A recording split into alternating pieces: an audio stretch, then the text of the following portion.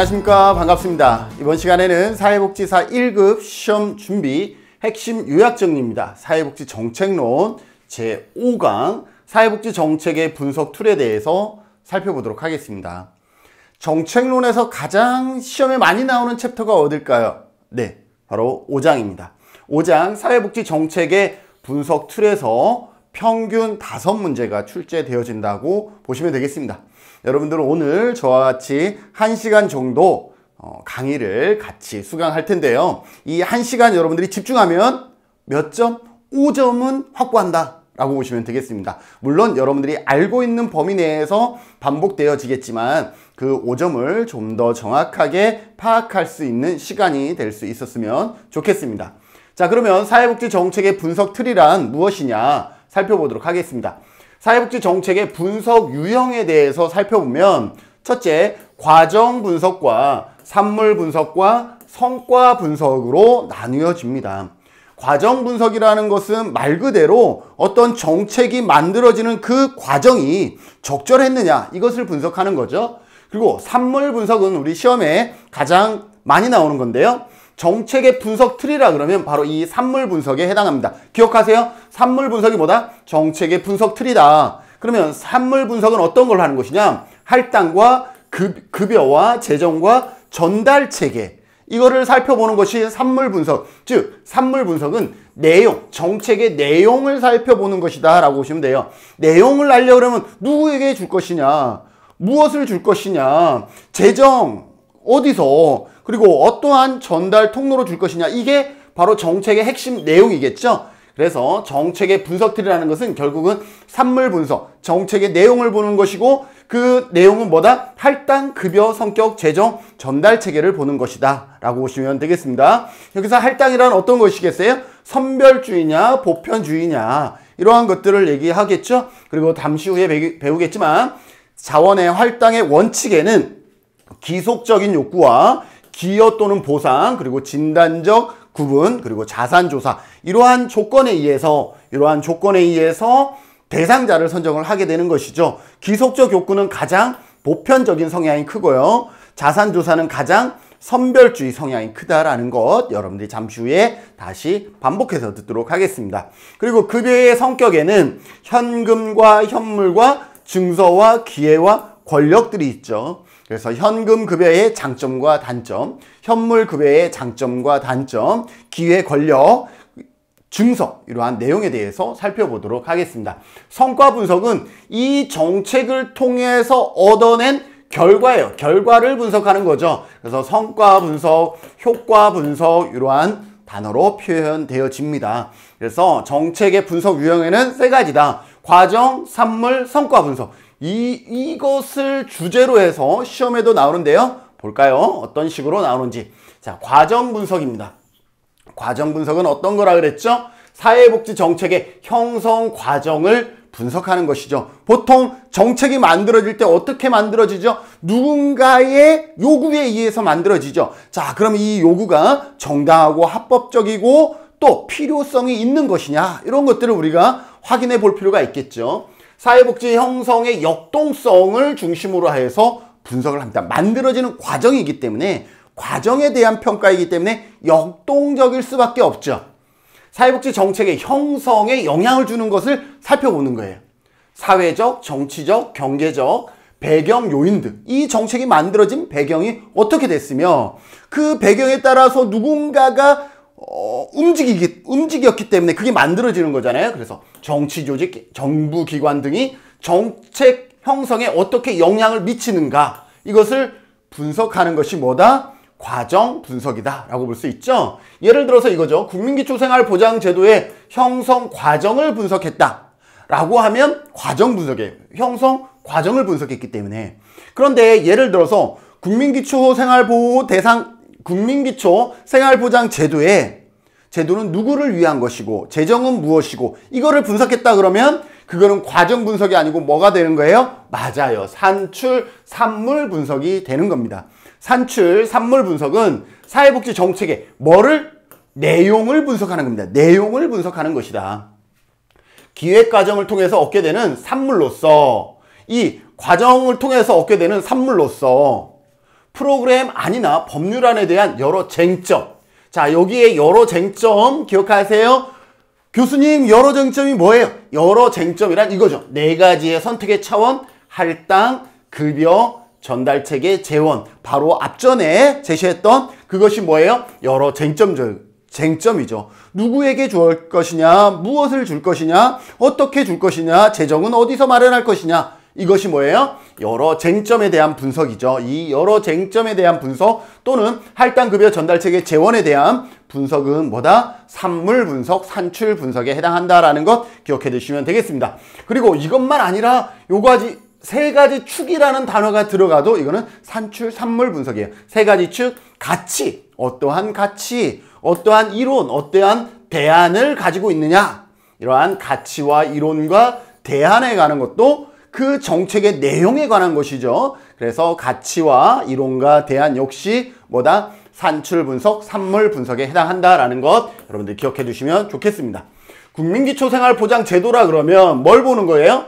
선정 기준, 대상자는 어떻게 선정되느냐, 급여의 수준, 무엇을 얼마만큼 줄 것이냐, 이러한 것들을 분석하는 것은 뭐다? 산출, 산물 분석에 해당한다라는 것이죠. 시험에 어느 게 잘 나오냐? 산출, 산물 분석이 많이 나옵니다. 왜? 이러한 내용들을 다양하게 녹여낼 수가 있기 때문입니다. 볼까요?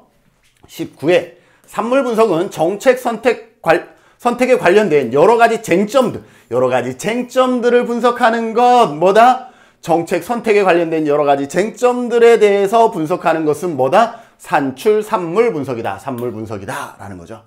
18회 과정 분석은 정책 사정이 어떻게 이루어지는지, 이건 과정이죠. 이루어지고 있는 것은 과정이죠. 이루어지는지를 이해하기 위한 목적에서 이루어진다. 이건 뭐예요? 과정 분석이다 라는 거죠. 그래서 ing냐 라면 과정이고, 그 결과에 대한 것이냐 라고 하면 성과예요.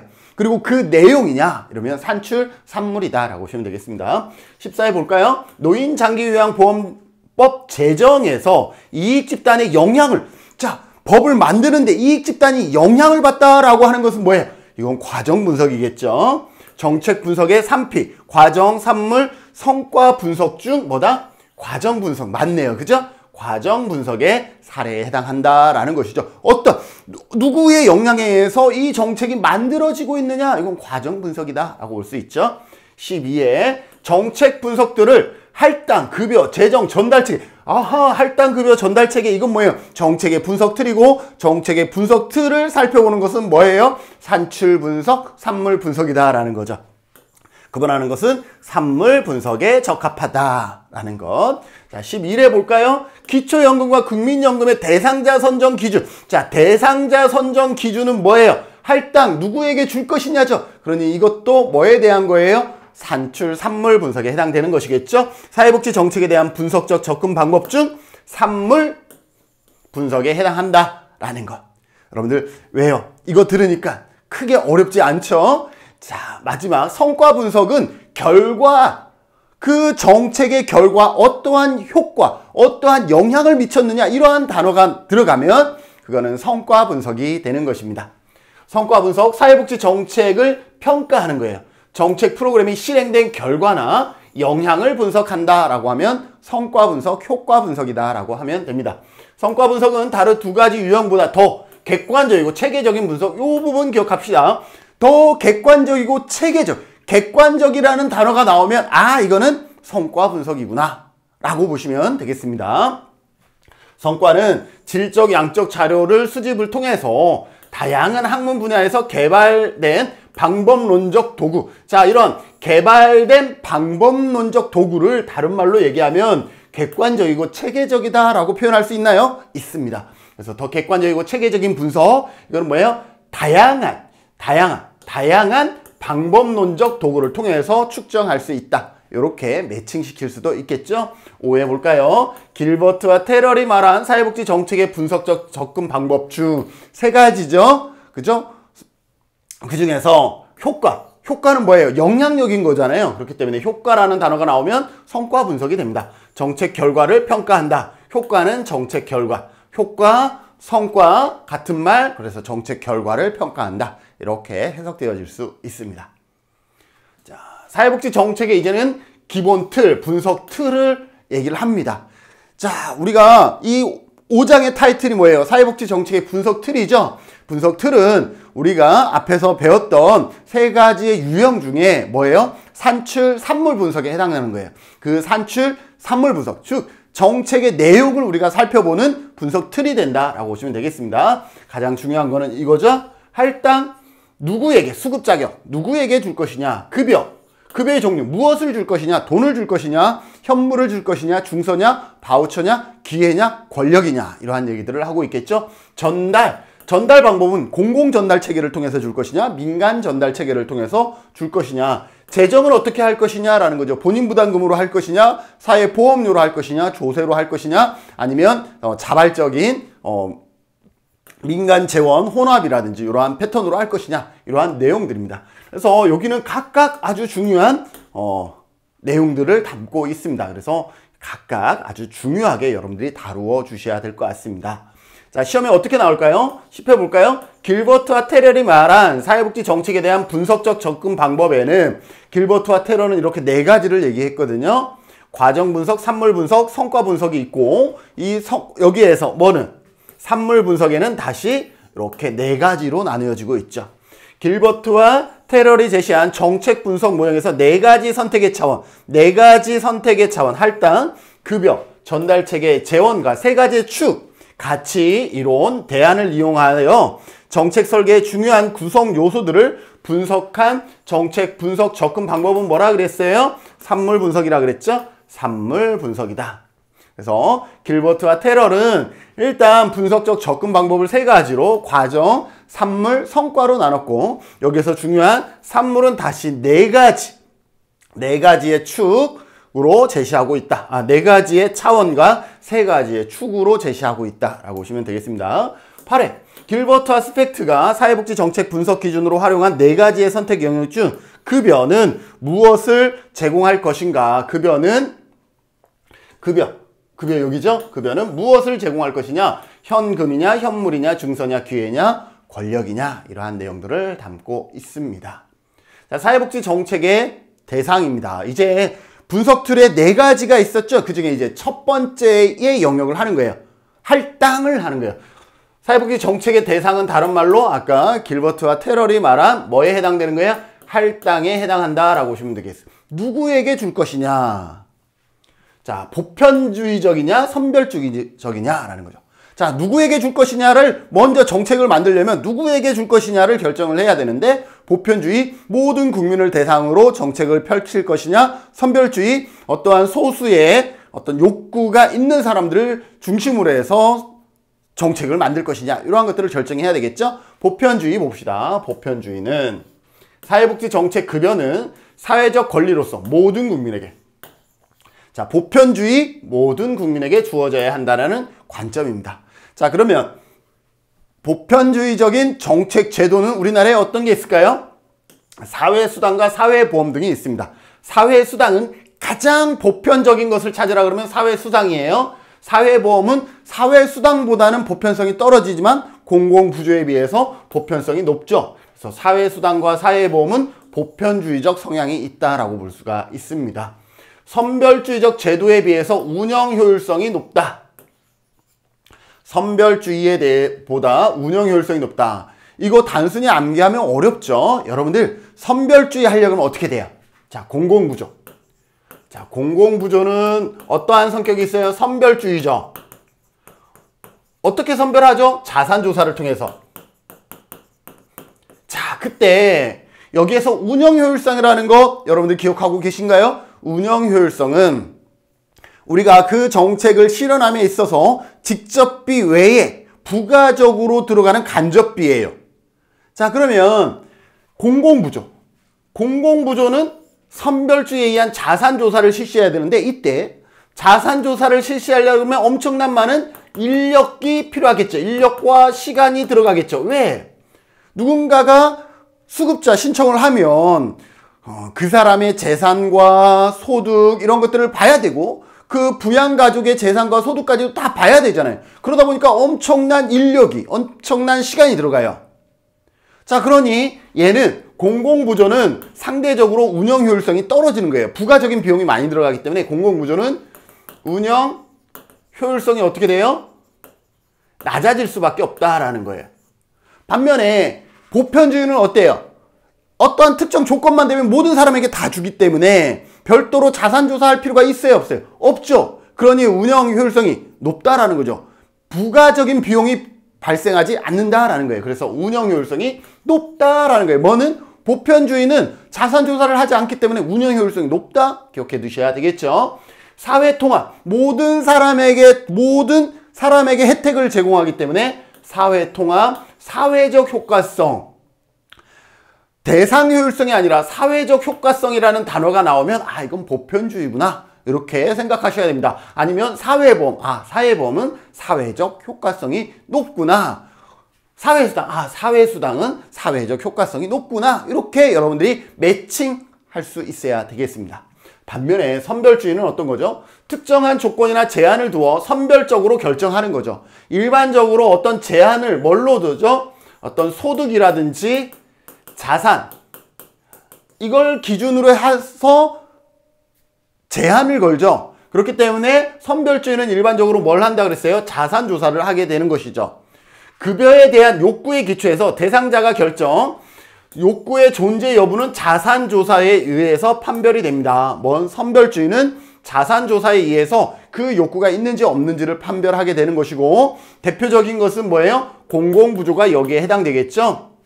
대표적인 것은 공공부조가 여기에 해당합니다. 그런데 단점으로는 뭐가 있어요? 낙인이 발생할 수가 있다. 모든 사람에게 줄 때에는 잘 사는 사람도 받고 못 사는 사람도 받으니 이거는 그냥 문제가 되지 않아. 그러나 선별적으로 주다 보니까 뭔가 받는 이 대상자는 적어도 어떤 사람인 거야? 생활 형편이 열악한 사람이라는 것이 드러나기 때문에 상대적으로 낙인감이 발생할 수 있다는 거죠. 그래서 선별주의는 낙인감이 발생할 수 있다. 자원을 욕구가 가장 큰 사람에게 집중할 수 있다라는 거죠. 그래서 뭐가 있어? 비용 효과성이 강조되어진다. 비용, 동일한 돈으로 효과성을 극대화할 수가 있다라는 거죠. 자, 여기에 100만 원인데 잘 사는 사람도 10만 원, 못 사는 사람도 10만 원 주면 못 사는 사람들이야 10만 원에 대한 어떤 감사함이 있겠지만 잘 사는 사람은 10만 원 그거 왜 주는데? 이렇게 할 수 있잖아요. 그러면 그 10만 원의 가치는 아무것도 무의미한 가치가 되어버리는 거죠. 그런데 이 100만 원을 저소득 계층에게서 우선 배분한다 그러면 어떻게 되겠어요? 정말로 돈이 필요했던 분들이 어떤 경제적인 지원을 받으니까 감사함이 더 크겠죠. 그래서 비용 효과성이 강조가 되어진다. 여기서는 사회적 효과성이에요. 전부 다 동일하게 일정 수준 이상 사회적 효과성, 선별주의 공공부조는 비용 효과성을 강조한다라는 것을 반드시 구분해서 기억해 두셔야 되겠습니다. 19회 볼까요? 장애인연금, 기초연금, 의료급여 등은 선별주의에 근거한 제도다. 그래서 이러한 부분들이 시험에 이거 내용만 알면은 너무 쉬운데 모르면 어렵잖아요. 이거 우리 설명한 건데 여기에 이 단어 있었나요? 전혀 없었죠. 그런데 설명은 한 거예요. 자, 우리나라의 대표적인 공공부조를 볼까요? 자, 우리나라의 대표적인 공공부조 국기법, 국민기초생활보장법이 있고요. 그 다음에 의료급여 있습니다. 의료급여. 다음에 뭐가 있어요? 긴급복지지원이 있습니다. 긴급복지지원법이 있죠. 그 다음에 기초연금, 장애인연금이 있습니다.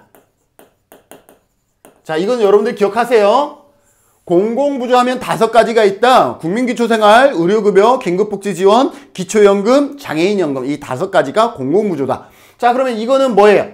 선별주의적인 것이죠. 여기 보면 장애인연금 있죠. 선별주의죠. 기초연금 있죠. 선별주의. 의료급여 있죠. 선별주의. 그 다음에 긴급복지와 국기법도 선별주의입니다. 그래서 선별주의에 근거한 제도다라는 거 맞죠? 공공부조 말고 사회보험도 볼까요? 사회보험은 여러분들이 다 아시죠? 사회보험은 뭐가 있어요? 우리나라 최초로 시작한 산재, 그 다음에 건강보험, 그 다음에 뭐가 시행됐죠? 국민연금이 먼저 시작했죠? 국민연금, 그 다음에 고용보험, 그 다음에 장기요양. 이렇게 순서대로 되어 있습니다. 가장 먼저 실시된 1963년에 산재보험이 있는 것이죠. 자, 17을 볼까요? 우리나라의 사회복지 제도 중에 보편주의적 범주에 포함되는 것은 실업급여이다. 자, 실업급여는 어디에 있죠? 실업급여는 이 중에서 고용보험 안에 실업급여가 있죠. 그러니 실업급여는 고용보험에 소속되어 있고 고용보험은 사회보험에 소속되어 있어서 사회보험은 어떤 거예요? 보편주의 성향이 있다라는 거죠. 그래서 17번은 맞는 설명이 되는 거예요. 이렇게 정답을 찾아 나가셔야 되겠습니다. 여러분들 그 정도는 이제 여러분들이 스스로 터득해 나가셔야 될 것 같아요. 자, 14회 볼까요? 자활사업, 기초연금, 의료급여, 장애인연금 등은 선별주의에 입각한다. 자, 자활사업은 어디에 있게요? 우리 배웠는데 자활사업은 사회적 경제할 때도 배웠고요. 어디에? 국민기초생활보장법에 있습니다. 그래서 자활사업은 어디? 국기법에 있으니까 공공부조고, 기초연금 공공부조죠. 그 다음에 의료급여 공공부조죠. 그 다음에 장애인연금도 공공부조죠. 그러니 전부 다 선별주의에 입각한 제도다. 맞는 설명이 되는 것이죠. 13회 볼까요? 보편주의는 사회적 통합 효과가 있다. 보편주의는 사회통합, 사회적 효과성 반드시 기억하라 그랬죠. 3회 볼까요? 산재보험, 고용보험, 국민연금, 건강보험은 보편주의. 자, 산재보험 어디 있어요? 산재 여기 있고요. 고용보험 어디 있죠? 고용보험이 여기 있죠. 국민연금 여기 있죠. 건강보험 여기 있죠. 그래서 전부 다 사회보험이고 사회보험이기 때문에 보편주의 성향을 갖는다. 설명 맞아떨어지죠. 9회 볼까요? 보편주의적 프로그램은 대상자 자격관리가 용이하다. 대상자 자격관리가 용이하다라는 것은 여기에 운영효율성과 비슷한데요. 뭐예요? 그냥 인구학적 조건만 되면 그냥 주면 되는 거예요. 뭘 하지 않아도 돼? 대상자 조건에서 자산조사를 할 필요가 없으니까 용이하다라는 표현으로 어렵게 제시했네요. 그죠? 보편주의는 자격관리가 용이하다라는 것은 자격을 관리함에서 별도로 뭐 추가적인 노력이 없어도 가능하다라는 의미로 해석하면 되겠습니다. 10회 볼까요? 자산조사는 선별주의 원칙에 부합한다. 자, 선별주의는 뭐예요? 공공부조가 해당되고 공공부조는 자산조사에 의해서 판별된다 그랬죠? 그럼 자산조사, 공공부조는 선별주의적 제도에 해당한다라고 볼 수 있죠. 자, 9회 볼까요? 수급 자격의 권리보다는 시혜적 성격으로 주어질 때, 자, 시혜적이라는 것은 뭐냐면 누구는 주기만 하고 누구는 받기만 하는 그런 관계예요. 어떤 거 선별주의일 때 공공부조를 보통 시혜적이다라고 얘기를 해요. 그래서 선별주의적은 권리보다는 시혜적인 성격이 강해서 뭐가 발생하여? 낙인이 발생할 수 있다라는 것까지 여러분들 기억해 두시면 되겠죠. 자, 보편주의, 선별주의 가장 기본이 되지만 시험에 나옵니다. 그런데 여러분들이 요 정도는 풀 수 있어야 돼요. 요거는 기본인데 요거까지 못 푼다 그러면 안 되겠죠. 기본을 응용해서 문제를 풀 수 있어야 되겠습니다. 자, 대상자 선정에서 크게는 선별주의냐 보편주의냐라고 시험에 나오는데 또 세부적으로는 어떻게 나오냐면 이렇게 4가지의 할당의 원칙에 따라서 나눕니다. 첫 번째는 어떻게? 기속적 욕구, 두 번째는 기여 보상의 욕구, 세 번째는 진단적 차등, 네 번째는 자산조사로 나누어지는 것이죠. 여기에서 위로 갈수록 기속적 욕구로 갈수록 보편적, 을렌스키와 루브에 의하면 제도적 모형에 가깝고요. 그 다음에 밑으로 자산조사는 어떻게? 공공부조가 자산조사잖아요. 자산조사죠. 그래서 가장 선별적이면서 을렌스키와 루브의 이분 모형 생각나시나요? 을렌스키와 루브의 이분 모형에서는 자녀적 모형이라고 표현하고 있죠. 자, 기속적 욕구는 어떤 거예요? 가장 보편적인 성향, 인구학적 조건만 충족되면 모두 다 주는 것을 뭐라 그런다?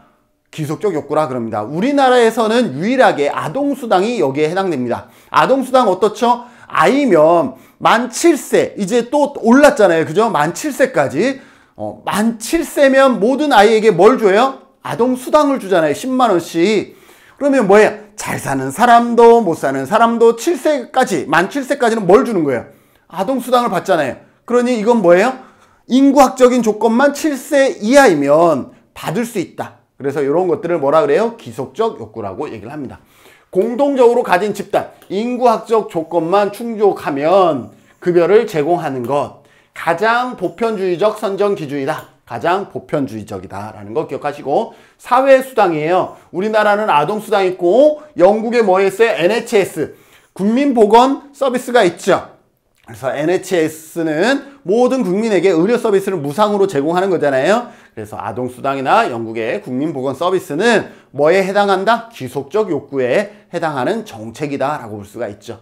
두 번째는 뭐예요? 보상기여예요. 보상 기여는 얼마나 그것에 기여를 한 것이 있느냐, 보상이다라는 거. 기여한 것에 대한 보상이다라고 볼 수 있죠. 대표적으로는 두 가지 패턴으로 나누는데요. 일단 사회보험이 여기에 해당합니다. 사회보험. 사회보험 뭘 기여했죠? 네, 보험료를 냈죠. 그러니까 보험료를 냈으면, 즉 보험료를 기여했으면 그 사회보험에 맞는 제도적인 어떤 급여들을 받을 수 있는 것. 그래서 사회보험은 뭐다? 기여, 보상에 관한 것이고요. 또 하나는 뭐냐면 국가유공자라든지 의사상자 이러한 분들에 대한 지원, 급여, 정책도 여기에 해당한다라는 거죠. 한 국민으로서 나라를 위해서 희생하고 또 누군가, 내가 아닌 다른 사람을 위해서 희생한, 그래서 의사상자, 의로운 일을 하다가 다치거나 죽은 사람을 의사상자라고 그러는데, 이러한 국가유공자나 의사상자들은 어떻게 돼요? 어떤 지원들을 받는 정책들이 있죠? 그것은 여기에 해당됩니다. 기여를 한 사람들에게 대한 보상으로서 급여 자격이 주어지는 것을 기여 보상이다라고 얘기를 합니다. 국가유공자나 독립유공자, 사회보험의 경우 이 두 가지의 패턴이 기여 보상이다라는 것 기억해 두시면 되겠습니다. 자, 3번 진단적 차등은요, 일반적으로 어떤 등급이 나올 때 진단적 차등이라 그럽니다. 예전에는 장애 등급이 있었고요. 요즘은 뭐가 있죠? 요양 등급이 있죠. 요양. 어르신들 노인 장기요양보험법에 의한 요양 등급이 있죠. 이 등급은 누가 매기는 거예요? 전문가가 매기는 거거든요. 그래서 진단적 차등은 전문가의 분류나 판단에 근거하여 급여를 제공하는 것이다. 대표적인 게 노인 장기요양보험 제도가 있습니다. 시험에 이렇게 나올 수 있어요. 우리 옆집에 철수 할머니는 요양보호사 3등급을 받아서 현재 목욕 서비스와 방문 요양 서비스를 받고 있다 라고 하면 이건 무슨, 여기에 대상 선정 기준에 뭐가 되는 거예요? 진단적 차등에 해당한다는 거죠. 왜? 요양 상등급이라는 것이 진단을 통해서 3등급을 받았기 때문에 방문 요양과 방문 목욕 서비스를 받고 있는 거죠.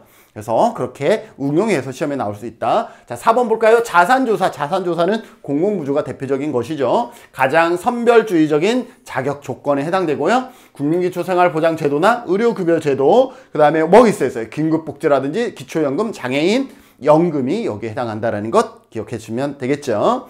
자, 19회 볼까요? 연령이나 자산조사 기여 여부, 진단적 차등 등은 사회복지 정책의 뭐 수급 요건, 누구에게 줄 것이냐라는 수급 요건, 다른 말로 대상에 해당한다라고 보시면 되겠죠. 자, 18회 볼까요? 아동수당은 인구학적 기준을 적용한 제도이다. 아동수당은 가장 기속적인 욕구예요. 뭐 만 7세만 되면 만 7세까지 주는 그러한 인구학적 조건만 충족하면 모든 아이에게, 잘 사는 사람이든 못 사는 사람에게든 모두 주는 인구학적 기준을 적용한 제도이다. 맞습니다. 12회 볼까요? 진단적 구분은, 진단적 구분 뭐예요? 어떤 장애 등급이라든지 요양 등급이 나왔죠. 그분은 재화 혹은 서비스의 필요성에 대한 전문가의 판단, 맞죠? 전문가의 판단에 의존한다라는 것. 왜? 등급은 누가? 전문가가 주어진 거죠. 11회 볼까요? 기초연금은 인구학적 기준. 자, 기초연금을 받으려면 65세 이상이라 해야 되죠. 그런데 그것만인가요? 아니죠. 소득이 전체 어른의 70%까지, 하위 70%만 주기 때문에 자산도 보고 있죠. 그래서 기초연금은 인구학적 기준과 자산조사를 모두 고려한다. 맞나요? 맞지요. 11회 볼까요? 선별주의의 욕구를 스스로 능력으로 해결할 수 없는 사람으로 정책 대상을 제한한다. 선별주의라는 것은 앞에서 설명한 거죠. 보편주의가 아니라 선별주의라는 것은 스스로 생활할 수 있는 능력이 없는 사람을 대상으로 할 때 선별주의. 맞죠? 사회복지 대상자 선정 기준을 기속적 욕구, 보상, 진단, 차별, 자산조사를 통해서 구분할 수 있다. 이렇게 네 가지를 통해서 구분할 수 있다. 맞는 설명이 되겠습니다. 자, 두 번째입니다. 첫 번째는 대상. 누구에게 줄 것이냐, 할당에 대해서 배웠다 그러면, 두 번째는 급여, 무엇을 줄 것이냐. 여기도 마찬가지 시험에 자주 나옵니다. 너무나 쉽지만 우리가 틀릴 수 있는 것들이에요. 자, 볼까요? 현금. 여러분들 현금의 장점과 단점 다 알 것 같지만 안다고 자부하시면 안 돼요. 내가 모르는 게 있지 않은가? 다시 한번 봅시다. 현금, 돈이죠, 돈. 자, 돈의 장점은 뭐예요? 수급자의 효용, 만족감을 높이죠. 여러분들 뭐 어버이날 뭐 해주는 게 제일 좋아요? 그래도 현금이 낫지 뭐 이러면서 만족감을 높이고요. 수급자의 존엄성을 유지해. 왜? 돈에는 이거는 수급비, 딸에게 받은 돈, 나라에서 받은 돈 이렇게 표시가 없잖아요. 그러니 돈이라는 것은 내가 노력해서 번 돈일 수도 있고 외부에서 받아서 생활비로 받은 돈일 수도 있지만 아무도 그걸 모른다라는 거죠. 그렇기 때문에 수급자의 존엄성이 유지가 되어집니다. 선택의 자유와 소비자의 주권을 높일 수가 있죠. 돈을 가져가면 내가 이걸 갖고 할 수 있는 것들이 내 스스로 결정할 수가 있는 것이죠. 프로그램의 운영 비용이 적게 들어간다. 운영 효율성. 여기서 운영 효율성과 목표 효율성에 대해서 살펴보도록 하겠습니다. 운영 효율성은 뭐라 그랬죠? 간접비에 해당한다 그랬죠. 자, 돈은 운영 효율성이 높다라는 것은 불필요한 비용이 발생하지 않는다라는 거예요. 자, 돈, 여기에 수급자가 있어요. 수급자에게 돈을 줘야 돼요. 돈을 줄 때 어떻게 해야죠? 우리 계좌이체하면 끝나. 사무실에 앉아서 계좌이체하면 요즘은 수수료도 안 들어가요. 그러니 실제로 지급한 그 직접비 외에 간접비가 필요하나요? 안 하나요? 물론 한 사람이 앉아서 계좌이체는 해야 되기 때문에 인건비 한 사람 필요해. 그러나 그 이상은 필요하지 않아요. 예를 들어서 현물, 잠시 후에 하겠지만 현물을 준다고 합시다. 쌀을 가져다 드린다고 합시다. 쌀을 가져다 주면 어떻게 되겠어요? 쌀을 주문해야죠. 창고에 쌓아놔야죠. 트럭 빌려서 트럭에 실어야죠. 가서 배달해야죠. 배달하는데 없으면 다시 갖고 와야죠. 이때 발생하는 비용이 엄청 쌀값보다 배보다 배꼽이 더 클 수가 있잖아요. 그래서 현물은 운영 효율성이 떨어지고 현금은 계좌이체만 하면 되기 때문에 운영 효율성이 높다. 그래서 현금의 장점은 운영 효율성이 높다라는 것 반드시 기억해 두셔야 되겠습니다. 낙인 효과가 낮다라는 거죠. 요거랑 똑같죠. 낙인 효과가 없습니다. 돈에는 표시가 없기 때문에 그렇죠. 그러나 단점도 있어요. 목표 효율성이 낮아요. 자, 돈을 갖다 준 이유는 식사하시라고 식사 제때 챙겨 드시라고 돈을 갖다 드렸어요. 그런데 저 같은 사람인가 봐요. 이 돈을 갖고 다른 걸 한 거예요. 예를 들어서 도박을 한 거야. 자, 그러면 김진은의 삶의 질은 바뀌었을까요? 이 돈으로 인해서 바뀌었나요? 식사를 더 했나요? 아니죠. 돈을 갖고 다른 딴짓을 해버렸기 때문에 저는 여전히 굶고 있는 거죠. 그래서 목표 효율성은 낮아진다. 돈은 다른 이러한 소비자의 주권을 높일 수 있다 보니 상대적으로 목표 효율성이 떨어질 수가 있다라는 것이죠. 그래서 운영 효율성과 목표 효율성을 반드시 구분해서 기억해 두셔야 됩니다. 단점, 목표 효율성이 낮다. 뭐는? 현금은. 개인들이 효용을 높일 수 있어도 사회적 효용은 감소되어진다. 사회적, 전체적인 효용은 어떻게 된다? 감소되어진다라는 거. 개인의 효용은 높일 수가 있어요. 그죠? 여기에 소비자의 주권이라든지 만족감이 높잖아요. 그래서 현금은 수급자의 효용, 만족감을 높여. 그래서 개인의 효용감은 높일 수 있으나 사회적 효용감은 감소된다라는 의미입니다. 시험에 어떻게 나올까요? 국민건강보험법상 장애인 보조기기. 기억하세요. 시험에 자주 나옵니다. 장애인 보조기기는요, 현금, 우리 사회복지 급여의 형태 중 현금 급여에 해당합니다. 반드시 기억하세요. 현금 급여다라는 거. 뭐는? 장애인 보조기기는. 여러분, 여러 번은 얘기했지만 장애인 보조기기는 예를 들어서 제가 장애가 있어서 휠체어를 샀어요. 그러면 휠체어를 국가에서 저에게 보조해 주는 것이 아니라 제가 제 돈으로 휠체어를 사면 휠체어를 산 가격의 일정 부분을 국가가 제 통장으로 입금을 해줘요.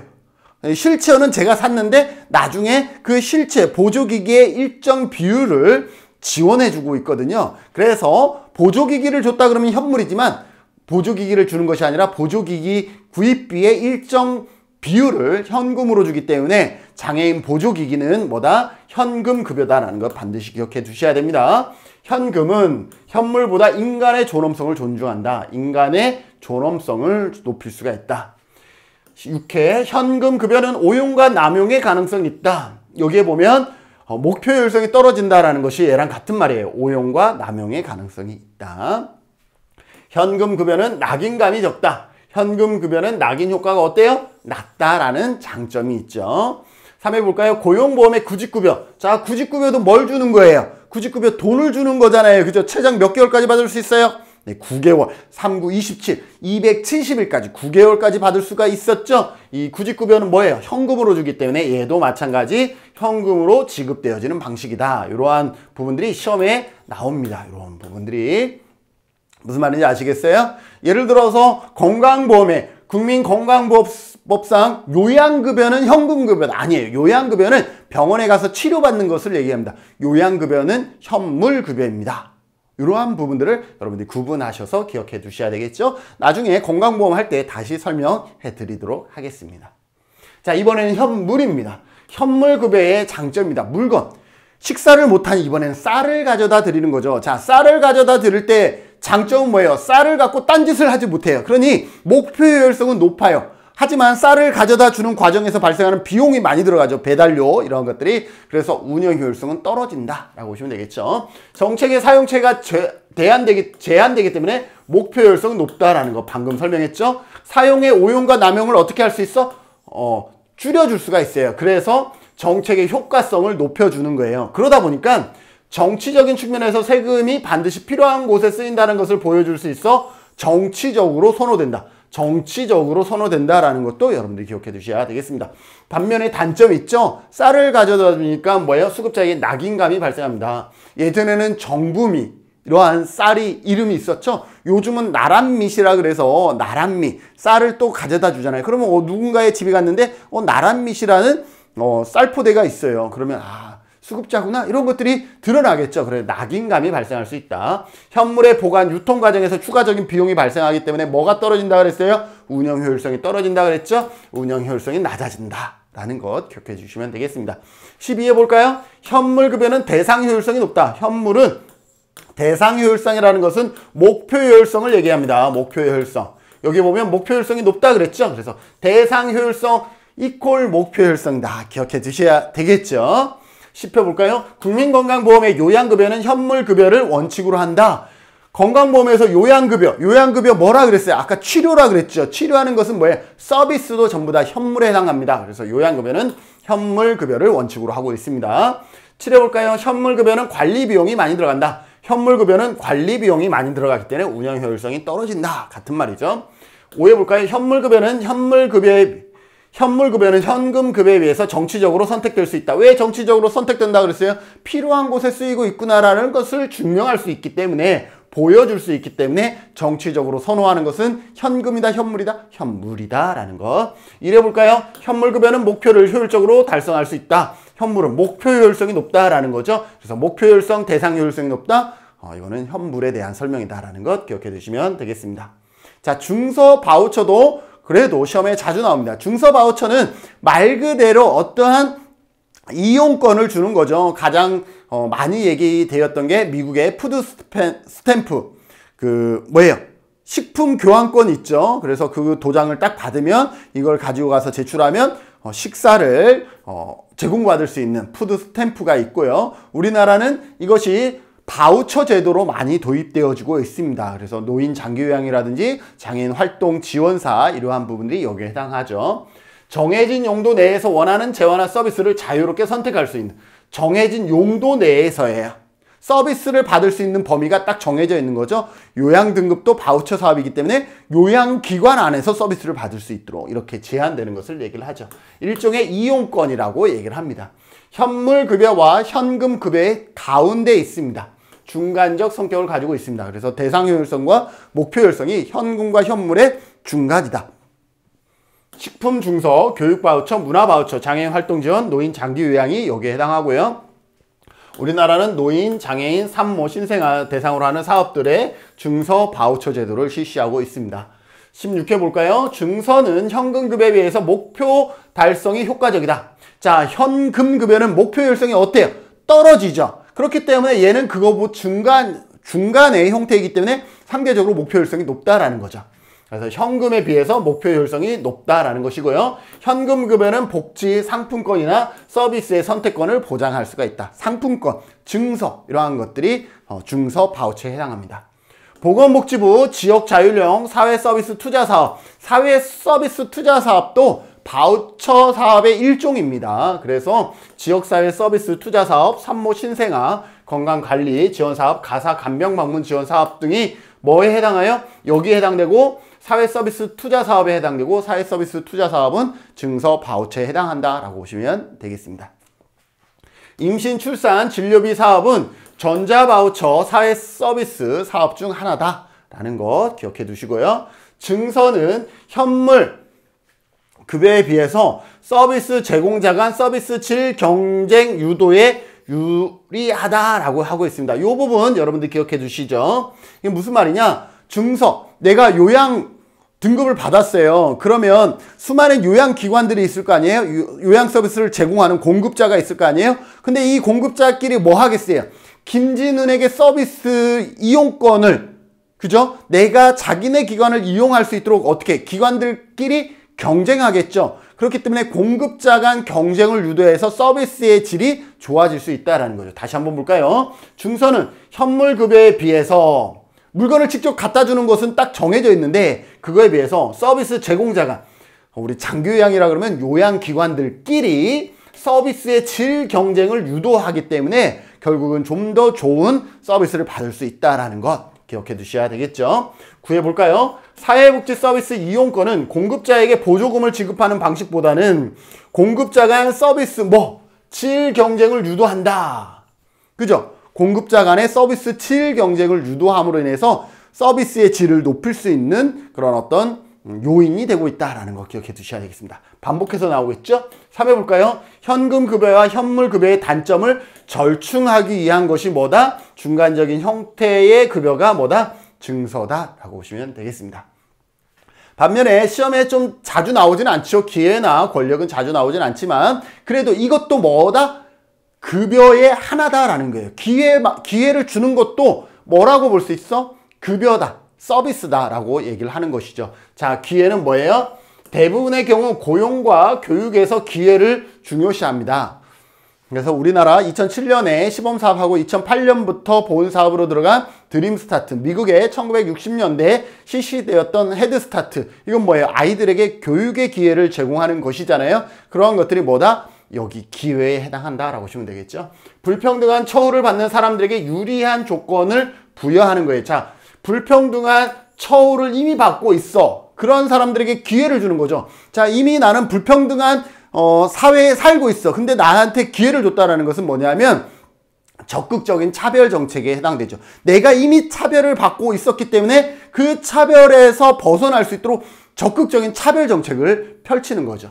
그래서 긍정적인 차별 또는 적극적인 차별 정책이다 라고 보시면 되겠습니다. 이 기회를 준다라는 것은 어떤 것이냐? 장애인 의무고용제나 청년고용 할당제, 국가유공자 가산제, 농어촌 할당 입학 등 이런 것은 뭐예요? 적극적인 차별 정책이다. 왜? 이분들이 기존에 사회에서 배제되어, 즉 편견을 받아왔었기 때문에 이들이 기회를 높여주기 위해서 어떻게 하고 있어? 정책 자체가 적극적인 차별 정책을 펴고 있다라고 보시면 되겠어요. 그래서 기회는 적극적인 차별 정책이다. 반대로 같은 말로 긍정적인 차별 정책이다라는 것 기억해 두시면 좋겠습니다. 자, 권력입니다.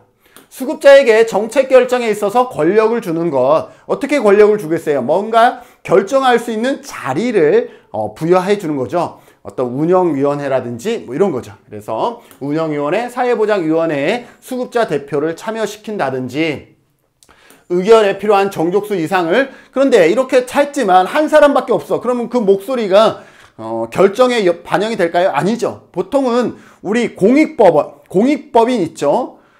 예를 들어서 사회복지법인과 같이 공익법인은 공설법에는 뭐라고 되어 있냐면 과반수 이상 참석과 과반수 이상이 나와야 선택이 되어지면 결정을 할 수가 있어요. 적어도 그러니까 이사의 과반수 이상이 출석하고 과반수 이상이 찬성을 해야만이 결정이 됩니다. 그런데 나 같은 사람이 한 사람, 이 권력에 수급자가 이 권력에 포함되는 경우가 한 사람이라면 한 사람이 과반수를 넘지 못하기 때문에 권력을 제대로 행사할 수 있어요, 없어요? 없죠. 그러한 한계가 있다는 거죠. 의결에 필요한 정족수 이상을 수급자가 채우지 않는 한 수급자에게 부여된 권력은 형식에 지나지 않을 수 있다라는 거죠. 적어도 이러한 사람들이 과반수 이상이 되어줘야 정말로 제대로 된 어떤 권력을 행사할 수 있는데 보통은 과반수 이상 주지 않죠. 그러다 보니 형식에 지나지 않을 수 있다라는 것, 이것이 한계로 제시되어지고 있습니다. 14회 볼까요? 빈곤층 자녀의 대학 입학 정원 할당, 장애인 의무고용제, 이건 뭐예요? 기회에 해당되는 것이고 적극적인 차별, 긍정적인 차별에 해당한다. 사회복지 정책은 급여의 형태 중 기회, opportunity에 해당한다라고 되어 있습니다. 10회 볼까요? 긍정적 차별은 기회에 해당되는 것이죠. 기회라는 형태의 급여 형태를 통해서 부정적인, 이미 받아왔던 부정적인 차별을 보상하는 방법이다. 맞습니다. 자, 9회 볼까요? 권력은 재화나 자원을 통제하는 영향력의 재분배. 통제라는 것이 권력이죠. 이것을 재분배하는 영향력을 가지고 있는 것이다 라고 보시면 되겠습니다. 자, 이번에는 재원입니다. 재원에는 어떤 것이 있죠? 공공재원과 민간재원, 그리고 최근에 복지다원주의 등이 있습니다.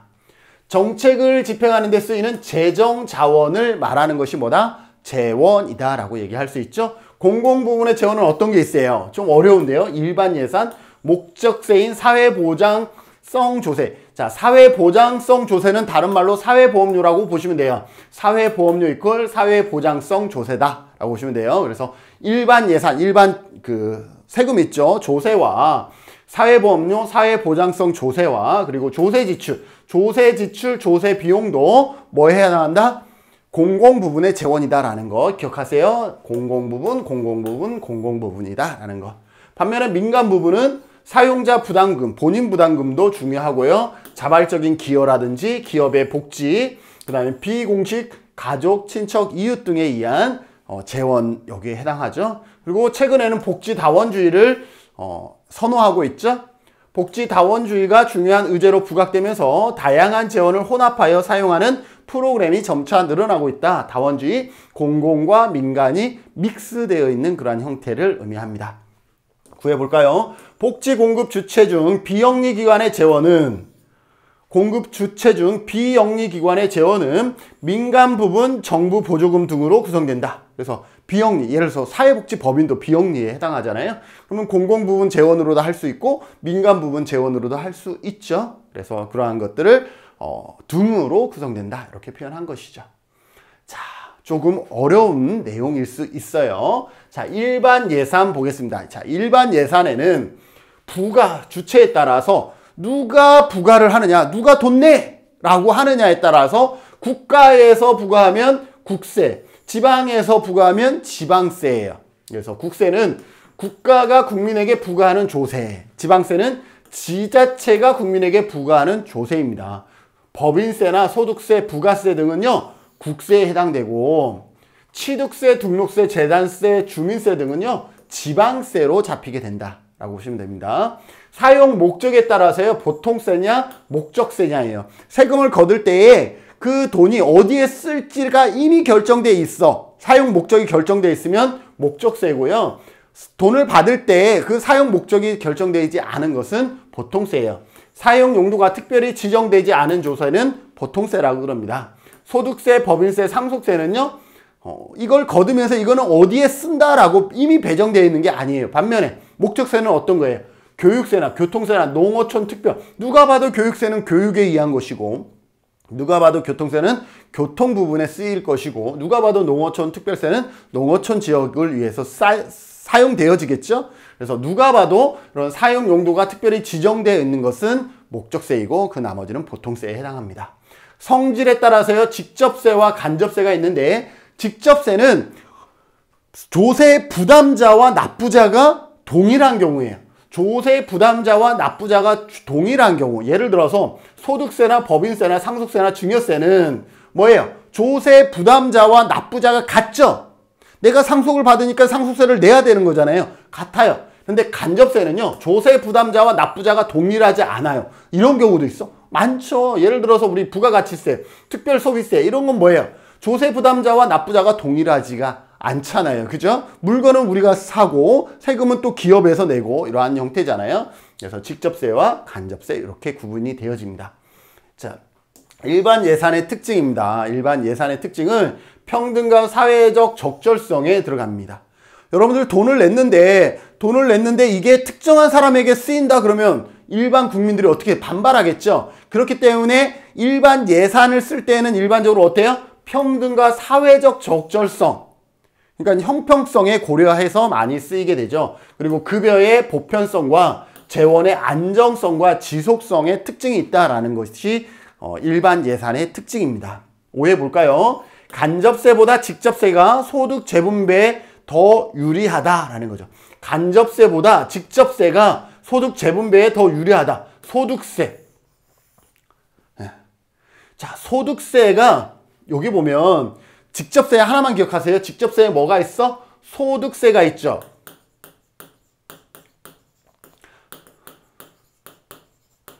소득세와 소비세가 있어요. 소득세는 뭐예요? 내가 벌어들이기 때문에 많이 벌어들이면 많이 벌어들인 것에 대한 세금이에요. 소비세는 내가 물건을 살 때 내는 거죠. 자, 제가 귤을 하죠. 그래서 각 귤을 이렇게 하루에 많이 먹는 편인데 이제 팔지도 못해. 자, 이 귤을 내가 팔 거예요. 내가 팔아. 그러면 이거는 가공품이 아니라서 안 되나? 자, 이걸 파는데 여기에는 뭐가 있어요? 모든 사람이 팔 때에 이거를 사는 사람이 세금을 내죠. 그죠? 어떤 귤 빼고 가공품이라고 합시다. 이거를 사면 그 사는 사람이 예를 들어서 과자를 사면 잘 사는 사람이든 못 사는 사람이든 다 소비세 10%를 내잖아요. 그죠? 그러니 잘 사는 사람도 10%요. 못 사는 사람도 10%니까 이미 그 물건 가격의 소비세는 이미 책정돼 있어. 포함돼 있어. 그러니 소득 재분배 효과가 있어요? 없어요? 없어요. 그런데 소득세는 내가 많이 벌면 어떻게 하게요? 세금 요율 자체가 커져요. 적게 벌면 세금 요율이 작아져요. 그렇기 때문에 어때요? 많이 버는 사람은 30 몇 프로의 세금을 내고 적게 버는 사람은 뭐 7, 8%의 세금을 내요.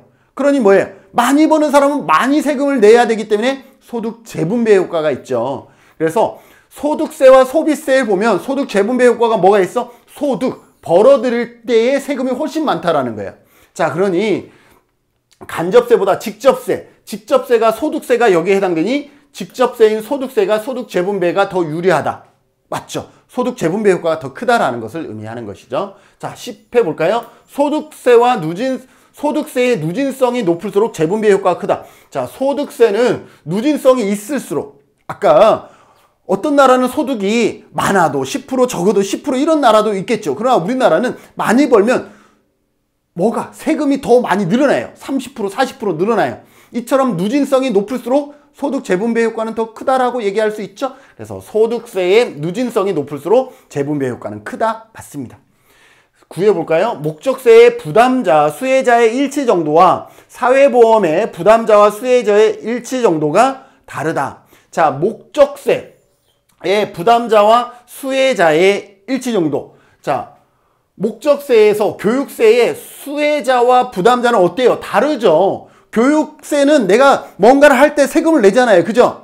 그런데 그걸 내가 받나요? 내가 받는 것이 아니라 교육에 필요한 대상자가 받겠죠. 내가 내고 받는 사람은 달라. 목적세인 경우. 그런데 사회보험 경우는 어때요? 내가 내서 내가 받는 거죠. 사회보험은. 내가 공공보험료 내면 내가 받는 거잖아요. 그래서 사회보험료의 부담자와 수혜자의 일치 정도가 다르다라는 것이죠. 얘는 일치하고 얘는 일치하지 않을 수 있다라는 것이죠.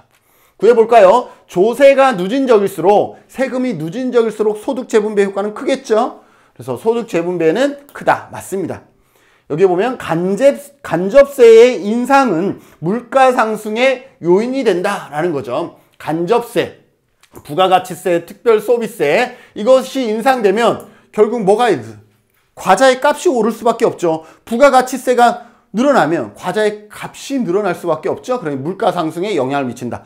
상당히 어려운 거죠. 그렇게 해석은 쉽지만 여러분들이 시험 볼 때 그것을 판단해야 되기 때문에 간접세가 인상이 되어지면 당연히 생산하는 업체에서는 뭐예요? 물가 단가를 올려버리겠죠. 그래서 간접세가 인상이 되어지면 인플레이션, 물가 인상하고 연동될 수밖에 없다는 것 기억해 두시면 되겠습니다. 일반 예산의 장점과 필요성에 대해서 살펴볼까요? 평등, 소득 재분배가 사회적 적절성을 구현하는 데 가장 중요한 재원이다. 그래서 평등과 사회적 적절성 이게 특정한 누구에게 쓰여지면 안 되기 때문에 보편적으로 쓰여지는 경우가 많죠. 그래서 일반 예산은 평등, 소득 재분배와 사회적 적절성을 구성하는 데 가장 중요한 재원이 되고 있습니다. 일반 조세는 누진적으로 걷는 세금이 상당 부분 포함되어 있어서 특히 개인 소득세, 소득세, 그죠? 이거는 뭐예요? 소득 재분배 효과가 크다 그랬죠? 소득 재분배 효과를 높일 수 있고, 일반 조세로 시행하는 사회복지 정책들이 더 소득 재분배의 급여를 할 수가 있습니다. 일반 재산으로 할 때에는 소득 재분배 효과를 더 키울 수가 있습니다. 그래서 정부의 일반 조세는 모든 국민이 조세로 이루어졌기 때문에 사회복지 정책도 급여 대상을 누구로? 전 국민으로 높일 수 있고, 또한 급여 내용의 보편성을 이룰 수가 있습니다. 그러니 조사는 두 가지 특징을 다 갖고 있는 거예요. 소득 재분배의 급여도 할 수 있고, 공공부조와 같이, 그리고 급여의 내용이 보편적으로 이루어질 수도 있는 거죠. 왜? 모든 사람에게 걷기 때문에 모든 사람을 위해서 써야 되는 전 국민을 위한 급여 내용의 보편성도 이룰 수 있다는 것. 그리고 안정성과 지속성의 측면에서도 가장 덩어리가 크기 때문에 유지될 수 있다. 6회 볼까요? 일반 조세는 소득 재분배 효과가 크다. 조세가 소득 재분배 효과가 큽니다. 뭐보다? 사회보장성 조세, 사회보험료보다 그렇다라는 거죠. 자, 18회 볼까요? 정액제, 정률제, 연동제의 순으로 이용료, 부가 방식에 따른 소득 재분배 효과가 커진다라고 했는데, 이 부분은 잠시 후에 설명을 할게요. 정액제는 뭐예요? 정액제는 말 그대로 본인 부담금에서 이게 설명되어줘야 더 바람직한데, 본인 부담금을 거둘 때에 정액제는 뭐예요? 잘 사는 사람도 5만원, 못 사는 사람도 5만원, 그냥 5만원 받는 거예요. 정률제는 소득에 따라서 받는 거죠. 5%만 받는 거예요. 그러면 잘 사는 사람은 100만원 받으니까 5만원이 되지만, 못 사는 사람은 10만원 밖에 못 받아요. 그러면 얼마가 되세요? 5천원만 내면 되는 거죠. 그러니 잘 사는 사람은 많이 내고 못 사는 사람은 적게 내기 때문에 어때요? 소득 재분배 효과가 있죠. 연동제는 여기에다가 플러스 뭐 물가 변동률까지 반영을 하는 거예요. 그러다 보니까 이거보다 더 뭐예요? 소득 재분배 효과가 있는 것이죠. 과거에서 현재로 물가 상승률이나 이것까지도 반영을 하다 보니까 뭐가 있어? 소득 재분배 효과가 더 크다라는 거죠. 그래서 어떻게 돼요? 연동제가 소득 재분배 효과가 가장 크고, 정액제는 소득 재분배 효과가 거의 없다라는 거죠. 그래서 정액제, 정률제, 연동제 기억하세요. 순으로 이용료, 부가 방식에 따른 소득 재분배 효과가 커진다. 소득 재분배 효과가 가장 큰 건 뭐예요? 연동제라는 거. 시험에 두세 번 나왔었거든요. 그렇기 때문에 기억하세요. 정액제, 정률제, 연동제 순으로 소득 재분배 효과가 크다라는 것 기억해 두시면 되겠습니다. 자, 이제 사회보장성 조세죠. 사회보험료에 대해서 살펴보도록 하겠습니다. 사회보험료 여러분들 다 아시죠? 뭐예요? 건강보험, 고용, 산재, 국민연금, 노인 장기요양보험, 이러한 부분들을 우리는 사회보험이라 그러죠. 이 사회보험료는 내고 싶은 사람만 내나요? 아니죠. 민간보험과 다른 강제 가입 형태를 취하고 있죠. 그래서 사회보험료는 국가에 의해서 조세처럼 뭘 하고 있어? 강제로 부과하고 있다. 뭐처럼? 조세처럼 강제로 부과하고 있기 때문에 사회보장성 조세라고 얘기를 하는 이유입니다. 공공기관에서 관리 운영한다. 그래서 사회보장성 조세라고 하여 세금이라고 분류하는 경향이 강하다라는 것이죠. 사회보험료의 장점은 뭐예요? 강제가입이기 때문에 역의 선택이나 뭐예요? 이런 게 없다라는 거죠. 강제가입을 통해서 역의 선택을 해결할 수가 있다라는 거죠. 역의 선택은 어떤 거죠? 역의 선택은 위험에 노출될 확률이 큰 사람만 보험에 가입되는 것을 역의 선택이라고 그러고, 도덕적 해이는 보험에 가입된 사람이 도덕적으로 해이해져서 자기의 건강이나 이런 것들을 지키지 않는 거죠. 그래서 사회보험은 강제가입이기 때문에 뭐를 방지할 수 있어? 역의 선택과 도덕적 해이를 방지할 수 있는 거죠. 왜? 나의 위험성에 따라서 가입하고 안 하고를 내가 결정할 수가 없어. 무조건 나는 가입해야 되기 때문에 역의 선택이 사라지는 것이죠. 위험 분산이나 규모의 경쟁 등에서도 보험의 재정 안정성을 이룹니다. 왜?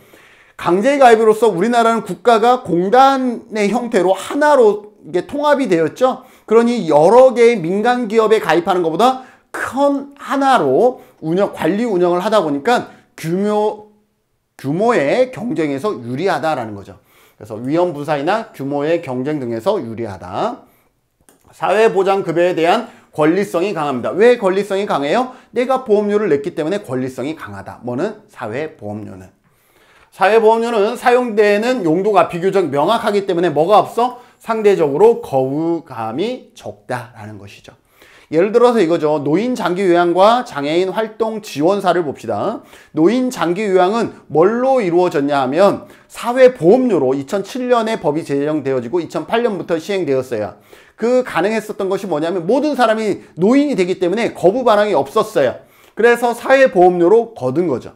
자, 그런데 뭐는 장애인 활동 지원사는요, 사회보험으로 거두려고 그랬더니 모든 사람들이 다 장애인이 되는 게 아니기 때문에 뭐예요? 거부 반응이 생길 수 있다라는 거죠. 그래서 장애인 활동 지원사는 뭘로 이루어지고 있어요? 조세로 이루어지고 있다라는 것 차이가 있죠.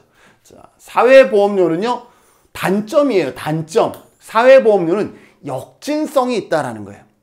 그러면 사회보험료는 소득 재분배 효과가 없냐? 그건 아니에요. 사회보험료도 소득 재분배 효과가 있어요. 그런데 사회보험료는 또 뭐도 있어? 소득 재분배 효과만 있는 것이 아니라 반대의 성격인 역진성도 있다는 거죠. 즉 고소득자에게 유리한 제도다라고 보시면 되겠어요. 어떤 것이 고소득자에게 유리하냐면 보험료의 상한제가 있죠. 예를 들어서 건강보험은 상한제가 높기 때문에 그나마 상관이 없는데 국민연금은 상한액이요 약 500만 원이에요. 그러면 국민연금은 월 수입이 500만 원인 사람은 500만 원에 지금 현재 9%니까 9%인 5은 45만 원을 내는데 월 소득이 1억인 사람도 얼마밖에 안 내? 45만 원밖에 안 내요. 왜? 상한제가 있기 때문에. 그러면 고소득자에게는 어때요? 세금을 많이 내야 되는데 45만 원만 내니까 유리하죠. 그래서 사회보험은 고소득자에게 유리합니다. 또 고소득자가 유리한 이유 중에 하나가 뭐냐면 일반적으로는 어떻게 해요? 소득만 아니라 자산에 대해서도 세금을 매겨야 맞잖아요. 그런데 직장생활하면 뭐에 대해서만 세금을 매겨요? 그가 이미 가지고 있는 자산에 대해서는 세금을 매기지 않고 소득에 대해서만 매기잖아요. 예를 들어서 김준은이, 여러분들 모르셨죠? 제가 제주도에 한 100억 부자예요. 그런데 월소득은 유튜브밖에 안 하니까 월소득은 50만 원밖에 되지 않아. 그러면 저는 얼마 낼까요? 예, 50만 원의 9%인 5945, 4만 5천 원만 내는 거예요. 그러면 김준우는 100억의 부자인데도 불구하고 4만 5천 원만 내고 국민연금을 퉁치는 거예요. 뭐를 보지 않아? 사회보험은 자산을 보지 않잖아요. 뭐만 봐요? 소득만 보니까. 이러한 상한제와 소득만 보는 이러한 제도적 특성 때문에 누구에게 유리하다? 사회보험료는 고소득자에게 유리하다. 그렇다고 시험에 사회보험료는 소득 재분배 효과가 없다? 그건 아니에요. 소득 재분배 효과가 있습니다. 왜?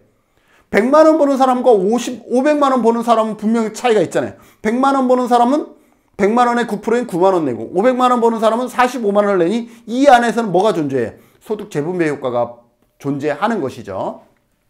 그래서 조세에 비해서 소득 재분배 효과가 약하다. 이렇게 표현해야 되는 거예요. 뭐뭐에 비해서 약하다. 보험료 징수에 있어서 역진적 측면이 있다. 뭐 때문에? 상한제 때문에.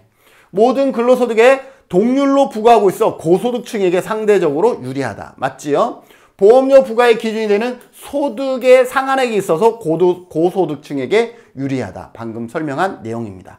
자, 8회 시험 볼까요? 사회보험료는 조세와 마찬가지로 강제적으로 납부한다. 맞죠? 사회보험료는 뭐다? 조세와 마찬가지로 강제 가입을 원칙으로 한다. 7회 볼까요? 사회보험료를 재원으로 하는 제도는 목적 지향형이라 뭐가 없어? 거부 반응이 적고 또 안정성을 유지하기가 용이하다. 둘 다 맞는 설명입니다. 16회 사회보험료는 소득세에 비해서 역진적이다. 소득세가 가장 뭐예요? 소득세가 소득 재분배 효과가 커요. 그렇기 때문에 사회보험료는 당연히 소득세보다 재분배 효과가 작죠. 그래서 역진적이다 라고 볼 수 있죠. 이해해 볼까요? 조기 개입 단계에서 사회보험료가 직접세보다 정치적 효과성이나 여론 형성에 유리하다. 직접세보다. 이런 것들은 약간 별도로 기억해 두시면 되겠죠. 소득세와 사회보험료 모두 소득이 높은 사람이 더 많이 부담한다. 자, 소득세와 사회보험료가 모두 소득이 높은 사람이 더 많이 부과하는 거 맞나요? 맞지요. 왜? 소득 재분배 효과가 없는 건 아니기 때문에 더 많이 부담한다라고 표현할 수 있습니다. 그러나 둘 중에 누가 소득세가 소득 재분배 효과가 더 크다라고 얘기할 수 있는 것이죠. 자, 이번엔 조세 지출, 조세 비용입니다. 조세 지출, 조세 비용은 세금을 받은 다음에 돈을 받은 다음에 나중에 조건이 되면 뭔가 지원을 해줘야 돼. 정책적으로 지원을 해줘야 돼요. 그러면 돈을 받을 때 행정비용이 들어가고 또 다시 지출할 때 행정비용이 들어가죠. 그러니 돈을 받을 때 애시당초 뭘 해버리는 거예요? 우리가 어떤 정책 지원이 필요한 사람에게 애시당초 감면을 해줘 버리는 거죠. 그러면 행정비용이 줄어들겠죠. 그러한 효과가 있기 때문에 조세 지출, 조세 비용도 사회복지 정책의 재원이라고 얘기를 합니다. 세금을 걷어 지출하는 대신 각종 조세를 미리 감면하는 것을 조세 지출, 조세 비용이라고 얘기를 합니다. 조세 지출만큼 조세 수입이 줄기 때문에 실질적으로 정부가 지출한 거나 마찬가지죠. 그렇기 때문에 정부의 지출의 하나로 파악하고 있습니다. 세금을 걷고 다시 돌려주는 행정비용을 줄일 수가 있지요.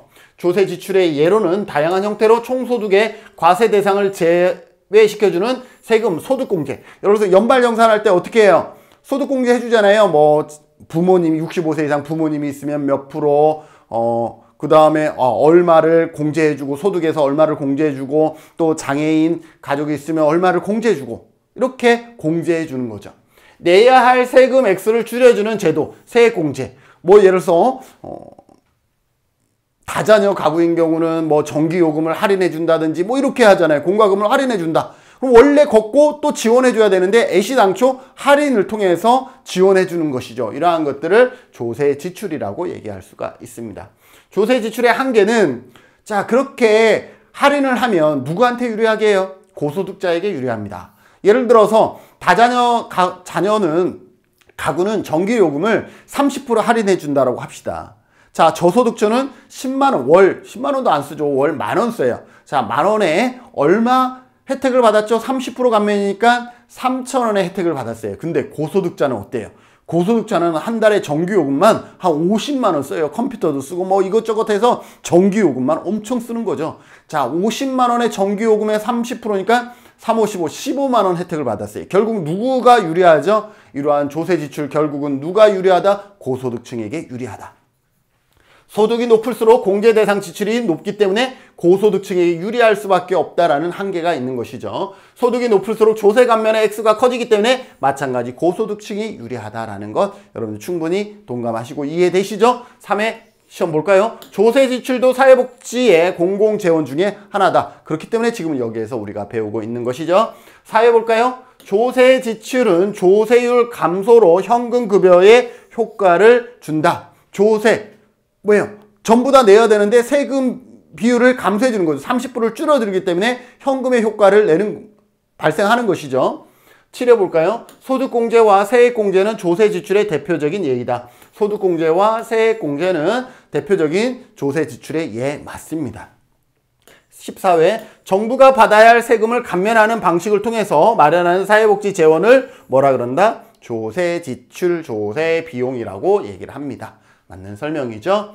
자, 이번에 민간 재원은 시험에 많이 나오진 않지만 여기에서 본인 부담금은 우리가 살펴볼 필요가 있죠. 자발적 기업복지. 자, 기업복지 볼까요? 기업복지는 기업에서 근로자에게 급여 외에 제공하는 복지를 기업복지라고 얘기를 합니다.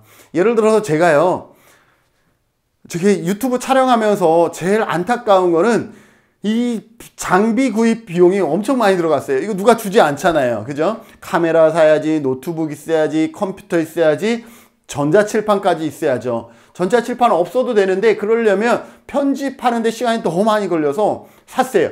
그래서 이렇게 사는 것만요, 정말로요, 한 1,500만 원? 이렇게 들었어요. 그래서 너무 비용이 많이 들어요. 유튜브 수익은 한 달에 10만 원 들어오는데 1,500만 원 했으니까 앞으로 15년 동안 열심히 유튜브 촬영하면 요 장비값은 제가 퉁칠 수가 있어요. 15년 동안. 그래서 저는 유튜브 활동을 해야 됩니다. 자, 그런데 중간에 노트북을 가지고 카페에 가서 작업하려고 노트북을 가지고 카페에 가다가 노트북이 떨어졌어. 와장창 이렇게 우리말로 아작이 나버린 거죠. 그래서 노트북을 사야 되는데 어떻게 할까 고민하다가 뭐 대기업에 다니는 친구한테 전화했어. 야, 혹시 너 이름으로 사면 좀 할인되지 않냐? 그랬더니 할인된대. 봤더니 시중가에 한 30% 할인되더라고요. 그래서 야, 너 나를 위해서 그거 사도 되냐? 그러니까 뭐 너를 위해서 살 수 있지. 그래서 샀어요. 자, 그런데 30% 할인이 되는데 과연 이 노트북은 어떤 사람이 살까요? 대기업에 다니고 있지만 그 안에서도 형편이 좋은 사람만 사겠죠. 형편이 좋지 않은 사람은 30%의 할인 혜택이 있어도 굳이 필요하지 않으면 안 살 거 아니에요. 결국은 기업 복지라는 것은 누가 더 큰 이득을 봐요?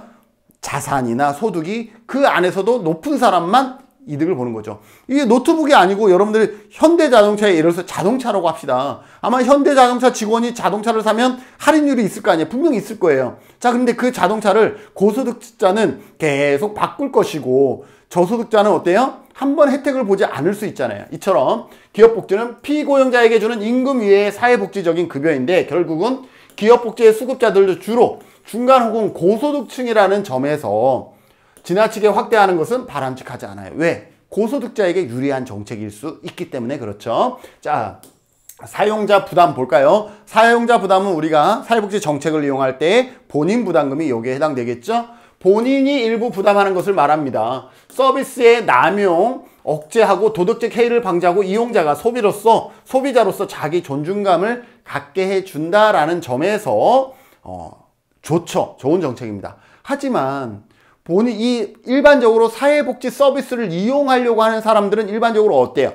소득이 낮은 분들이 일반적으로 사회복지 정책을 많이 필요로 하잖아요. 그러다 보니 사용자 부담은 역진성이 나타날 수 있고 저소득층의 서비스의 접근성을 떨어뜨린다라는 것까지 기억하세요.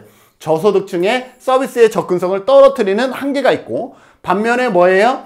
도덕적 해이를 방지할 수 있는 장점과 그리고 자기 존중감을 갖게 해주는 장점들이 있다. 그래서 장점과 단점이 모두 존재한다라는 거 기억하시고 이용료 부과 방식 바로 앞에 문제 푼 게 있었죠? 정액제, 정률제, 연동제. 어느 게 소득 재분배 효과가 가장 크다 그랬어요? 연동제가 가장 크고요. 정률제, 정액제가 소득 재분배 효과가 가장 작습니다. 정액제는 소득 수준에 상관없이 월 몇만 원 부과하는 거기 때문에 소득 재분배 효과가 가장 떨어진다. 연동제는 물가 변동을 본인 부담금에 반영하는 방식이기 때문에 소득 재분배 효과가 가장 크다라고 보시면 되겠습니다. 7회 볼까요? 도덕적 해이를 방지하기 위해서 사용자 부담이 필요하다. 도덕적 해이를 방지하기 위해서. 맞죠? 긍정적인 표현이죠. 18회 이용료는 저소득층의 서비스 이용을 저해할 수 있다. 저소득층의 서비스 이용을 저해할 수 있다는 한계 단점이 있습니다. 사회복지, 재원, 중, 이용료는 이용자의 권리의식을 높여 서비스의 질을 향상시킬 수 있다. 권리의식을 높일 수가 있다라는 것. 그래서 이용료를 내게 되면 권리의식이 높아진다라는 거예요. 여러분들 뭐예요? 노인 장기요양 서비스도 과거에는 이용료가 없어. 본인 부담금이 없었잖아요. 그때에는 어르신들이 무조건 고맙다고 했어요. 왜? 거저받는 것이기 때문에. 그런데 이제는 본인 부담금을 내다 보니까 목소리가 있어요. 와서 왜 안 왔냐 이런 것들을 요구할 수가 있는 것이죠. 그래서 이러한 본인 부담금은 뭐가 있다라는 거예요. 서비스 권리성을 높여줌으로 인해서 서비스 질 향상에 기여할 수 있다라는 긍정적인 효과도 있다라는 것 기억해 두셔야 되겠습니다. 자, 이번에는 전달체계에 관한 얘기입니다. 전달체계요. 전달체계는 중앙정부를 통해서 정책이 실행될 수도 있고 지방정부를 통해서 실행될 수도 있고 민간을 통해서 실행될 수도 있고 복지 혼합을 통해서 실행될 수 있다. 이렇게 크게 기억해 주시면 되겠습니다. 자, 중앙정부를 통해서 서비스가 전달되어질 때 장점은 뭐겠어요? 가장 안정적이겠죠? 의료, 교육과 같이 공공재 성격이 강하다 그러면 여러분들이 기억나시나요? 너무 오래전에 정책론을 했었는데 공공재라 그러면 비경합성과 비배제성 요 두 단어가 들어가면 공공재라 그랬죠. 공공재는 누가 할 수밖에 없어? 민간이 할 수 없고 국가에서 할 수밖에 없다라고 우리가 이미 배웠습니다. 그래서 공공재 성격이 강한 서비스나 재화 공급에는 누가? 중앙정부가 유리하다. 공공재 비경합성, 비배제성. 사회보험과 같이 규모의 경쟁에서도 유리하죠.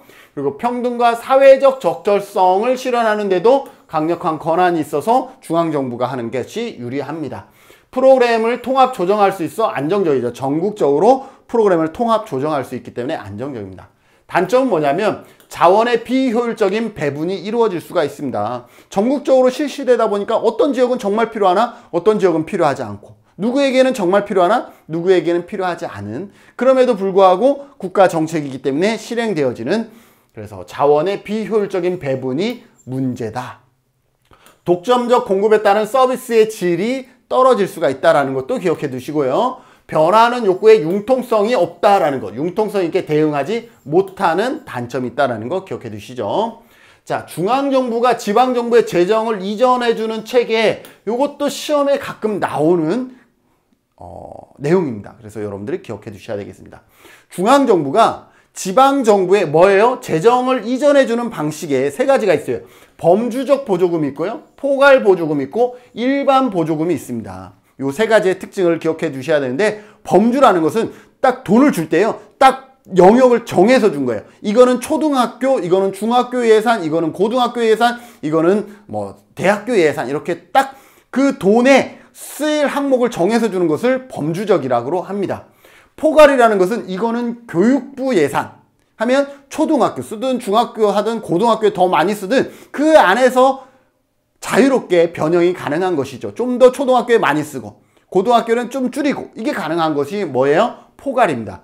일반 보조금은요, 이거는 교육부가 아니라 이거는 지자체 예산 이렇게 통으로 주는 거예요. 그러면 교육에 많이 쓸 수도 있지만 다른 데 더 많이 쓸 수 있는 거죠. 그래서 가장 지방의 뭐예요? 재량권이 높은 것은 뭐예요? 일반 보조금이에요. 통으로 주기 때문에. 가장 지방의 재정 활용에 있어서 제한적인 것은 뭐예요? 범주적인 거. 위에서 딱 이거는 어디에 써라고 딱 정해져 있기 때문에.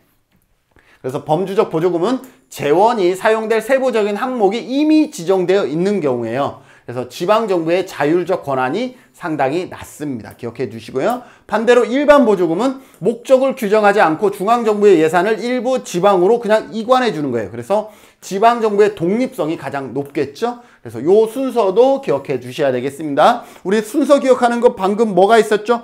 정액제, 정률제, 연동제가 있었는데, 다시 여기 보조금에는 범주적 보조금, 포괄 보조금, 일반 보조금, 요 순도 여러분들 기억해 주시면 좋겠죠. 6회 볼까요? 사회복지 전달 체계로 중앙정부는 전국적으로 통합적인 서비스를 제공할 수가 있다. 이러한 장점이 있죠. 그리고 중앙정부는 사회통합이나 평등과 같은 정책 목표를 달성할 수 있다.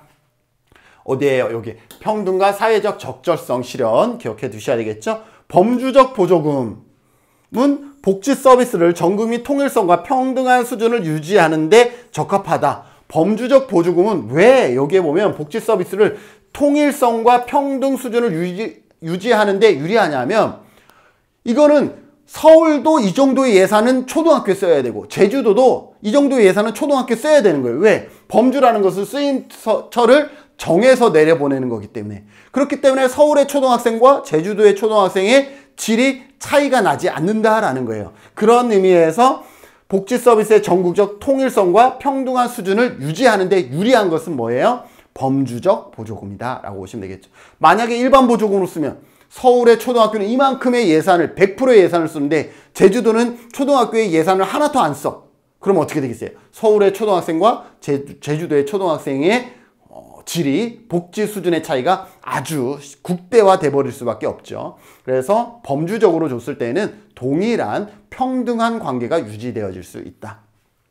지방정부의 재량권을 기준으로 작은 것에서부터 순서대로 하면 가장 재량권이 작은 건 뭐예요? 범주적이죠. 그래서 범주적 보조금, 포괄 보조금, 일반 보조금 형식으로 간다. 이렇게 시험에 나왔었어요. 언제? 12회 때. 16회 때도 나왔고요. 그 이후에도 시험에 계속 나오고 있는 영역이다라는 것 기억해 두셔야 되겠습니다. 반면 지방정부는 어때요? 중앙정부보다는 조금 더 융통성이라든지 이런 게 있겠죠? 중앙정부는 국회 통과하고 막 이래야 되잖아요. 그죠? 근데 지방정부는 지자체에서 조금 더 융통성 있게 처리할 수 있죠? 장점은 지역 주민의 욕구에 신속하게 대응한다. 지방정부 간 경쟁에 따른 질이 향상될 수 있다. 제주도. 경기도 이런 사업했어? 제주도도 해야지. 이렇게 될 수 있죠. 서비스 수혜자의 정책 결정에 참여 과정이 유리합니다. 특히 요즘은 뭐예요? 지역사회 보장계획.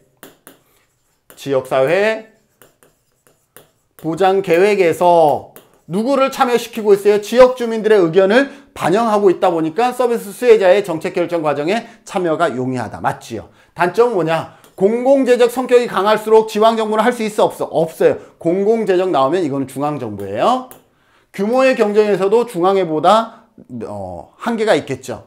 지역 간 불균형이 이러한 경쟁에 의해서 서비스 질이 향상될 수도 있지만 그 경쟁을 참여하지 않는다 그러면 뭐예요? 지역 간 불균형이 발생할 수 있다는 것. 프로그램의 통합과 조정이 불리하죠. 중앙정부가 유리하면 지방정부는 불리한 거죠. 안정성과 지속성에서도 지방정부는 불리할 수밖에 없습니다. 중앙정부와 지방정부가 혼합체계를 그래서 유지하는 거죠.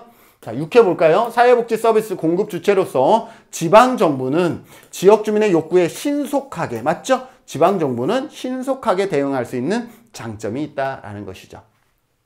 민간 부분의 혼합 형태입니다. 정부와 민간 부분은 적절한 역할을 분담하는 것이 바람직하지요. 그래서 민간 부분의 활용의 장점.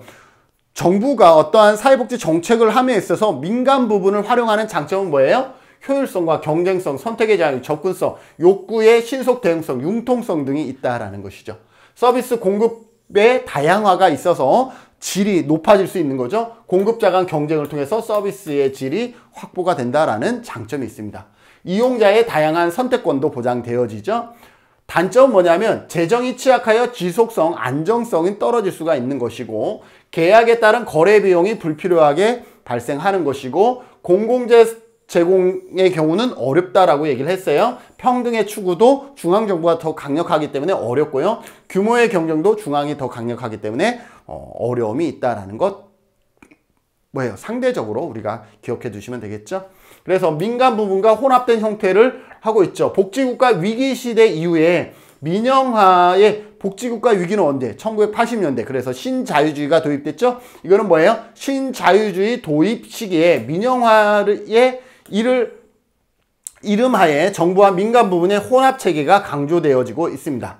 일반적으로 공공부문의 재원 조달에 주요 책임을 지고 이게 인간이 아니라 민간 부분에서 프로그램 운영이 민간으로 이양되는 형태다라고 보시면 되겠어요. 그래서 계약의 형태. 어떤 계약하고 있죠? 위탁하고 있죠. 그래서 사회복지관의 사업을 위탁하는 등의 계약의 형태라든지 정부가 가격을 보조하는 증서, 바우처 형태의 를 통해서 민간과 혼합되어 있는 전달 체계를 취하고 있다.